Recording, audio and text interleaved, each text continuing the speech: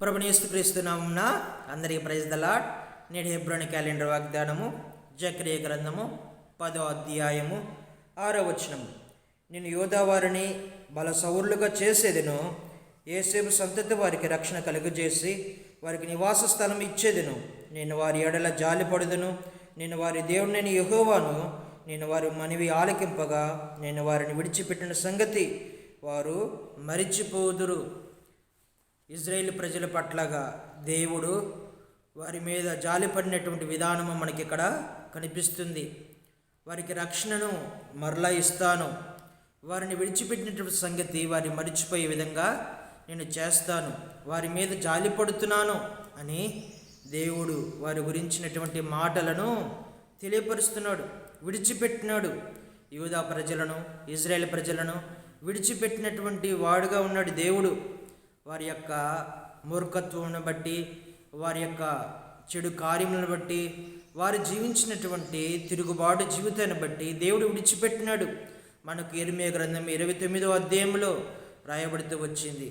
మీరు చేసినటువంటి తప్పులను బట్టి, మీరు చేసినటువంటి పొరపాట్లను బట్టి, మీరు ఎదురు తిరిగినటువంటి తిరుగుబాటును బట్టి మిమ్మల్ని బబులోను చెరకు 70 సంవత్సరములను అప్పగించినాను, మరలా నేను మిమ్మల్ని ఇక్కడికి రప్పిస్తాను అని వారితో చెప్పినాడు. అలాగే ఇజ్రాయేల్ ప్రజలు కూడా వారు కూడా అనేక రకాలుగా తప్పిదములు చేసినటువంటి వారే, పొరపాట్లు చేసినటువంటి వారే, తిరుగుబాటు చేసినటువంటి వారే, దేవుని విసిగించినటువంటి వారు.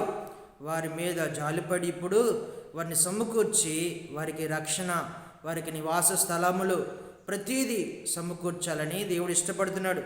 విడిచిపెట్టినటువంటి దేవుడు ఇప్పుడు వారిని ఆదరించి బలపరిచి దగ్గరికి తీసుకున్నటువంటి దేవుడుగా కనిపిస్తున్నాడు. ఎందుకని? వాళ్ళ యొక్క అవిధేయతను బట్టి, వారి యొక్క జీవితము దృష్ట మనసు కలిగినటువంటి వారంట. అలాంటి జీవితంలో జీవిస్తున్నటువంటి వారుగా ఉన్నారు ఇజ్రాయేల్ ప్రజలు, యూదా ప్రజలు.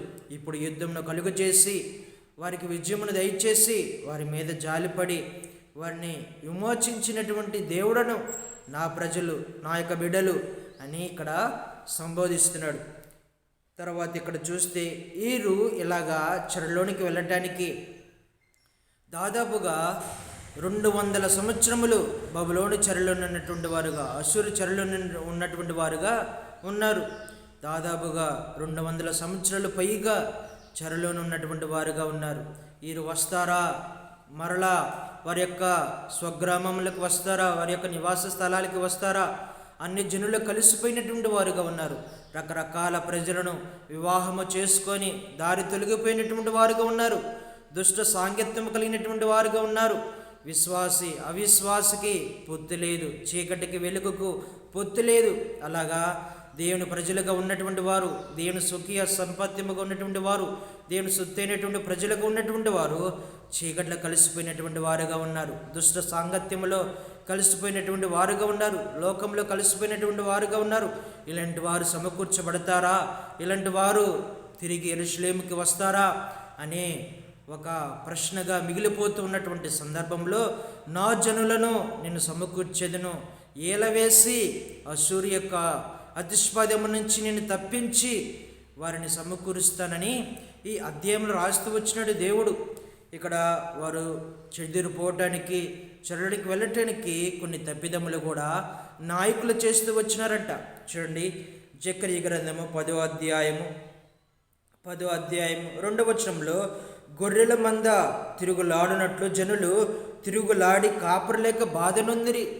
నాయకులు సరైనటువంటి కాపరి లేడు, సరైనటువంటి దైవజనుడు, సరైనటువంటి సేవకుడు మందని ఏ విధంగా పరిపాలించాలి, మందకు ఏ విధంగా సహాయం చేయాలి, మందని ఏ విధంగా సమకూర్చవాలి అనేది కాపరు లేనటువంటి వారుగా ఉన్నారు.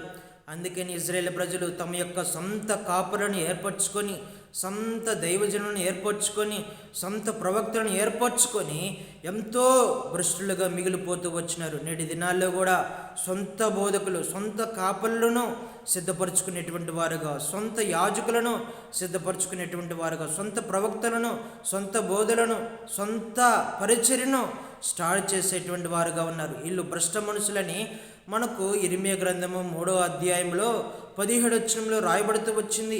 ఆ ఇజ్రాయేల్ ప్రజలు, యూదా ప్రజలందరూ భ్రష్ట మనసు కలిగినటువంటి వారుగా, మూర్ఖత్వం కలిగినటువంటి వారుగా నడిచినటువంటి వారుగా ఉన్నారు.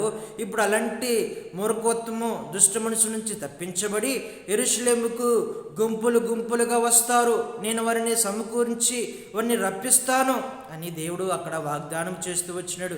ఇలాగా కాపరు లేనటువంటి వారి యొక్క బ్రతుకు ఈ విధంగానే చెరకు వెళ్ళేటువంటిదిగా, నష్టానికి వెళ్ళేటువంటిదిగా మనకు రోమపత్రిక 1వ అధ్యాయము లాస్ట్ వచనంలో వారిని భ్రష్ట మనసుకు అప్పగించినాను అని అంటాడు.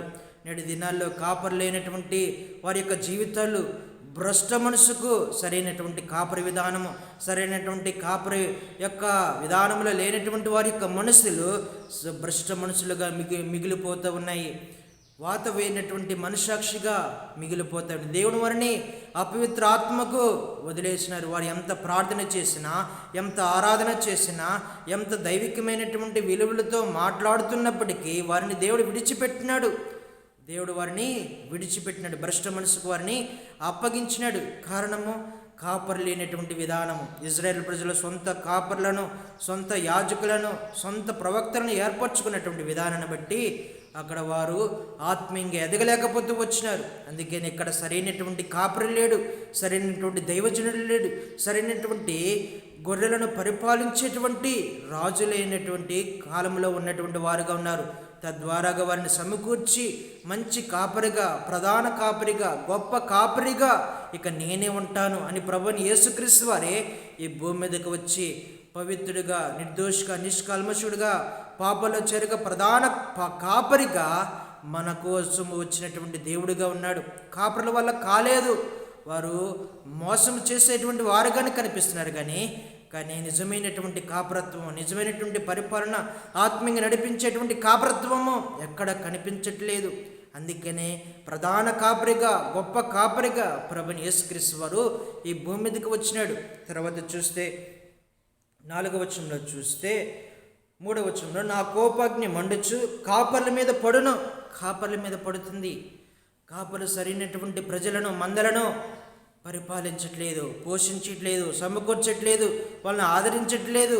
వారి యొక్క తప్పులను, వారి యొక్క పొరపాట్లను, వారి యొక్క ఆత్మీయులైనటువంటి స్థితిగతుల నుంచి వారికి సరైనటువంటి విధానంలో నడిపించలేకపోతున్నారు. వారిని వదిలేసినటువంటి వారుగా ఉన్నారు. గొర్రెల మందలను వదిలేసినటువంటి వారుగా ఉన్నారు కాపర్లు. ఎందుకంటే కాపర్లు కూడా అదే జాబితాలో ఉన్నారు. పాపానికి దాసులు అయిపోతూ వచ్చినారు. పాపానికి ఏలుబడి చేస్తున్నటువంటి వారుగా ఉన్నారు. పాపముతోనే జీవిస్తున్నటువంటి వారుగా ఉన్నారు. ఇక పాపి ఏ విధంగా మందను వారు మోసేటువంటి వారుగా, మందను మేపించేటువంటి వారుగా, సరైనటువంటి బాటలో నడిపించేటువంటి వారుగా ఉండరు. ఎందుకని వారి యొక్క స్వలాభము కోసము, వారి యొక్క సొంత బోధల కోసము ప్రయత్నం చేసేటువంటి వారుగా ఉన్నారు. దేవుడు ఇలాంటి వారి నుంచి తప్పించి తన మందను కాపాడుకోవాలని, తన మందను రక్షించుకోవాలని, తమ మందను సమకూర్చుకోవాలని ఆయన ఇజ్రాయేల్ ప్రజల మీద, యోధా ప్రజల మీద జాలి పడుతున్నటువంటి దేవుడిగా ఉన్నాడు. నా మందలకు నేనే యుద్ధము నేర్పుతాను, ఆ యుద్ధంలో నేనే సహాయం చేస్తాను. వారిని విడిచిపెట్టినాను వాస్తవమే, కానీ వారు నా బిడ్డలు, నా స్వకీయ సాంపత్యము, నా దేవుని యొక్క బిడ్డలు, నా యొక్క స్వరక్తము చేత కొనబడినటువంటి బిడ్డలని దేవుడు వారి వైపు చూసి జాలిపడి వారి తప్పులు, వారి పొరపాట్లు, వారి అవిధేయత, వారి తిరుగుబాటు అవేమీ దేవుడు జ్ఞాపకము చేసుకోవట్లేదు. ఇప్పుడు వారిని విడిచిపెట్టినటువంటి సంగతి దేవుడు జ్ఞాపకం చేసుకోవట్లేదు. వారిని తిరిగి సమకూర్చుకోవటానికి, తిరిగి మరల దేవుని వైపు తిప్పుకోవటానికి దేవుడు వారి దగ్గరికి వెళ్ళి సమకూర్చుకునేటువంటి విధానంలో ఉన్నది. ఈ అధ్యాయంలో చూడండి 6వ వచనంలో నేను యోధా వారిని బలసౌలుగా చేసేదను, యోసేపు సంతతి వారికి రక్షణ కలుగజేసి వారికి నివాస స్థలముగా ఇచ్చేదను. నేను వారి ఎడల జాలపడదను, నేను వారి దేవుడినై యెహోవాను, నేను వారి మనవి ఆలకింపగా నేను వారిని విడిచిపెట్టిన సంగతి వారు మరిచిపోదురు. తర్వాత చూస్తే మనకు 8వ వచనంలో నేను వారిని విమోచించి ఉన్నాను కనుక వారిని ఏలవేసి పిలిచి సమకూర్చేదను, మునిపి విస్తరించినట్లు వారు విస్తరించుదురు. అన్ని జనులలో నేను వారిని విత్తగా దూరదేశంలో వారు నన్ను జ్ఞాపకము చేసుకుందరు. వారును వారి బిడ్డలను సజీవులై తిరిగి వచ్చుదురు. ఐగుప్తు దేశం నుంచి వారిని మరల రప్పించి అశ్షూరు దేశంలో నుండి సమకూర్చి ఎక్కడున్న చోట చాలనంత విస్తారముగా గిలాదు దేశంలోనికి లెబనోను దేశంలోనికి వారిని తోడుకొని వచ్చేదను. యెహోవా దుఃఖ సముద్రమును దాటి సముద్ర తరంగములను అణిచివేయును. నైలు నది యొక్క లోతైన స్థలములను ఆయన ఎండజైన అసురుల యొక్క అతిస్పదము కొట్టివేయబడును. ఐగుప్తును రాజదండును పోగొట్టుకుందురు. నేను వారిని యెహోవా యందు బలశాలుగా చేసేదను. ఆయన నామము స్మరించుచు వారు వ్యవహరింతురు. ఇదే యెహోవా వాక్కు. ఐగుప్తు యొక్క బలము నుంచి, ఐగుప్తు యొక్క రాజదండము నుంచి నేను వారిని తప్పిస్తాను. కఠినమైనటువంటి బాధ, కఠినమైనటువంటి దుఃఖము, వేదన, వీటన్నిటి నుంచి వారిని తప్పిస్తాను. అసురు చేతుల నుంచి నేను తప్పిస్తాను. అసురు యొక్క అతిస్పదము, ఈ దేవుడు వీరిని రక్షిస్తాడా, వీరిని సమకూరుస్తాడా అని సవాలు వేస్తూ వచ్చినాడు. కానీ అసురును ఏ విధంగా ఓడించినాడో, అతను ఏ విధంగా శిక్షించినాడో మనకు తెలిసినటువంటిదే. దావీదు గుడారమును పాడు చేయాలని, యెరూషలేము యొక్క పట్టణమును పాడు చేయాలని ఎంతగానో కుయుక్తి పడినటువంటి వాడుగా, అలాగా అషూరు పన్నాగాలు పడినటువంటి వాడుగా ఉన్నాడు. తన యొక్క జీవితము చాలా నష్టము తెచ్చుకున్నటువంటి వాడుగా ఉన్నాడు. కావున కేవలము దేవుని ప్రజల మీద ఏలుబడి చేయాలని, దేవుని బిడ్డల మీద ఏలుబడి చేయాలని దేవుని యొక్క వాగ్దానము చేత వాళ్ళు బయటకు వచ్చినటువంటి బిడ్డల మీద రాజ్యము ఏలాలని అనుకున్నటువంటి సందర్భాలలో దేవుడు వారిని తప్పించి వారిని విమోచించినటువంటి దేవుడుగా ఇక్కడ మనకు కనిపిస్తుంది. ఇజ్రాయేల్ ప్రజలను విమోచించినాను, యూదా ప్రజలను నేను విమోచించినాను, వీటన్నిటి నుంచి నేను తప్పించి ఏలవేసి వారిని సమకూరుస్తాను, వారికి రక్షణ ఇస్తాను, వారికి జాలి అనేది నేను వారి మీద జాలి పడతాను, వారికి ఇళ్ళలను, నివాస స్థలములను, పంటలను, పొలాలను, ప్రతీదీ వారికి సమకూర్చేటువంటి దేవుడుగా ఉంటాను. అలాగా వాగ్దానము చేస్తున్నటువంటి దేవుడుగా ఉన్నాడు. ఇక్కడ వారు సంతోషించినట్లుగా వారు మనసు ఆనందింతురు, వారి బిడ్డలు దాన్ని చూసి ఆనందపరుదురు. యెహోవాను బట్టి వారు హృదయపూర్వకంగా ఉల్లాసింతురు. 200 సంవత్సరాలు అవుతుంది, ఇంకా అనేక మంది, వేల కొలది మంది, వేల సంవత్సరాలు ఉన్నవి. అన్య జనులలో కలిసిపోయినటువంటి వారు, అనేక రకాలుగా లోకంలో కలిసిపోయినటువంటి వారు వీరు మరలా వస్తారా, దేవునికి వస్తారా, దేవుని యొక్క నామంలోనికి వస్తారా అని అంత ఆశ్చర్యకరమైనటువంటి ప్రశ్నార్థముగా ఉంటే దేవుడు సవాలు వేస్తున్నాడు. నేను నా ప్రజలను విమోచించి ఉన్నాను, ఏలవేసి వారిని రప్పిస్తాను, వారు వారి బిడ్డలు సంతోషించేటువంటి వారిగా ఉంటారు. మనకి హెచ్కేల గ్రంథము 37వ అధ్యాయంలో 21వ వచనంలో రాయబడుతూ వచ్చింది. అన్ని జనుల నుంచి వారిని రప్పించి వారిని సమకూరుస్తాను, దేవుని యొక్క నామము పైన అందరిని సమకూరుస్తాను, ఒకే జన్మగా చేస్తాను, దేవుని యొక్క యెరూషలేము పట్టణానికి నేను మరలవన్నీ రప్పిస్తాను అని హెచ్కేల గ్రంథంలో మనకు 37వ అధ్యాయంలో మనం చూస్తాము. హోషేయ గ్రంథము 1వ అధ్యాయంలో కూడా యూదా ప్రజల వారి మీద నేను జాలి పడినటువంటి దేవుడను, వారిని సమకూరుస్తాను, వారిని రక్షిస్తాను, వారికి రక్షణ ఆధారము నేనే, బలముని నేనే, కొండను నేనే, కోటని నేనే అని హోషేయ గ్రంథము అక్కడ 1వ అధ్యాయంలో అక్కడ రాయబడుతూ వచ్చింది. కాబట్టి నేటి దినాలలో కూడా ఇంకా ఎవరైతే ఈ లోకంలో కలిసిపోయినటువంటి వారుగా ఉన్నారో, దుష్ట సాంగత్యంలో ఉన్నటువంటి వారుగా ఉన్నారు, అపవిత్రత కలిగినటువంటి జీవితంలో ఉన్నటువంటి వారుగా ఉన్నారు, దేవునికి తిరుగుబాటు చేసేటువంటి వారుగా ఉన్నారు, దేవుని కార్యములకు దూరంగా ఉన్నటువంటి వారుగా ఉన్నారు, చీకటి బ్రతుకులో బ్రతుకుతున్నటువంటి వారుగా ఉన్నారు, ఇంకా కష్టాల్లో, దుఃఖాల్లో జాలి పడినటువంటి దేవుడుగా ఉంటున్నాడు ఇలాంటి వారిని చూసి. కాబట్టి ఇలాంటి వారిని సమకూర్చాలని దేవుడు ఇష్టపడుతున్నాడు. నీ జీవితము, మన జీవితము ఎక్కడ ఉన్నది? ఇజ్రాయేల్ ప్రజల వలె, యూదా ప్రజల వలె ఉన్నదా? అయితే దేవుడు ఈ రోజున సమకూర్చడానికి దేవుడు మన మీద జాలి పడుతున్నాడు. అలాగా జాలి పడటం మాత్రమే కాదు, మనము పోగొట్టుకున్నటువంటిది తిరిగి మరలా రెట్టింపు ఇవ్వటానికి దేవుడు సిద్ధముగా ఉన్నాడు. కాబట్టి మనము పశ్చాత్తాపపడితే, అయ్యా మమ్మల్ని క్షమించండి, ఇంతవరకు మీకు విరోధంగా జీవిస్తూ వచ్చినాము, మిమ్మల్ని విడిచిపెట్టి తిరుగుతూ వచ్చినాము అని పశ్చాత్తాపపడితే దేవుడు మనకు తిరిగి మరలా 2 ఆశీర్వాదము ఇవ్వటానికి దేవుడు ఇష్టపడుతున్నాడు. మన యొక్క అవిధేయత, మన యొక్క పాపములు, మన యొక్క చీకటి బ్రతుకు, అపవిత్రత జీవితము, కాపలేనటువంటి జీవితము, దుష్ట సాంగత్యము, భ్రష్ట మనసు, మూర్ఖత్వము, తిరుగుబాటు, వీటన్నిటి నుంచి తప్పించబడి దేవునికి వచ్చి సమకూర్చుకునేటువంటి విధానముగా ఉంటే దేవుడు మన మీద జాలి పడుతున్నాడు. ఇకనైనా నా బిడ్డ నా వైపు వస్తాడు, నా దగ్గరికి వస్తాడు అని దినమెల్ల చేతులు చేస్తున్నాడు, దినమెల్ల చూస్తున్నాడు.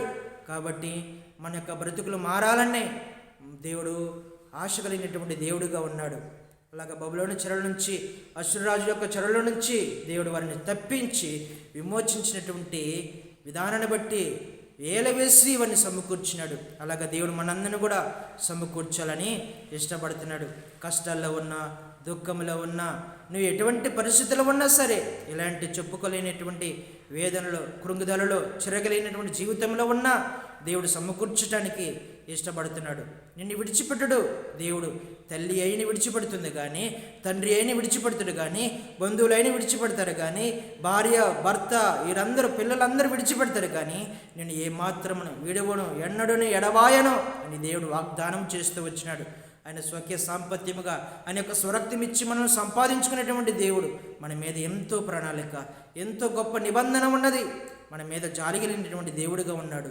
కాబట్టి ఇలాగ మనందరము ఆత్మీయంగా ఆలోచించి మన యొక్క జీవితమును, తప్పులను సరిచేసుకొని, అయ్యా మమ్మల్ని క్షమించు, మమ్మల్ని సమకూర్చని చిన్న ప్రార్థన చేస్తే దేవుడు మరల మనం సమకూర్చి రెండంతల ఆశీర్వాదం ఇవ్వడానికి దేవుడు సిద్ధముగా ఉన్నాడు. ఇలాగ మన అందరి కుటుంబాలలో దేవుడు ఇలాగ దీవించి ఆశీర్వదించినగాక ప్రార్థన చేసుకుందాం. పరిశుద్ధుడా, ప్రేమగల తండ్రి, మీ పరిశుద్ధ నామమును బట్టి వందనాలు, స్తోత్రాలు చెల్లిస్తున్న ప్రభువా, ఉదయకాల సమయంలో ఇజ్రాయేల్ ప్రజలను, యూదా ప్రజలను ఏ విధంగా సమకూర్చినాడో, విమోచించి ఏలవేసి వారిని ఏ విధంగా రక్షించుతూ వచ్చినాడో మమ్మల్ని కూడా రక్షించండి, మమ్మల్ని సమకూర్చండి. మేము పోగొట్టుకున్నటువంటిది అవిధేయత, పాపాలు, దోషములు బట్టి తిరిగి మరలా ప్రభు మాకు దయచేయండి. మా మీద జాలి విస్తారముగా కుమ్మరిస్తున్నందుకు వందనాలు. ఇలాగా బ్రతికేటువంటి బ్రతుకు మా జీవితకాలమంతా రక్షణ కాపాడుకునేటువంటి భాగ్యం మాకు దయచేయమని ప్రార్థన చేస్తూ నా ప్రార్థన ప్రభువైన యేసుక్రీస్తు వారి పరిశుద్ధ నామములో ప్రార్థించి అడిగి వేడుకున్నాం తండ్రి, ఆమేన్. అందరికీ ప్రైజ్ ద లార్డ్.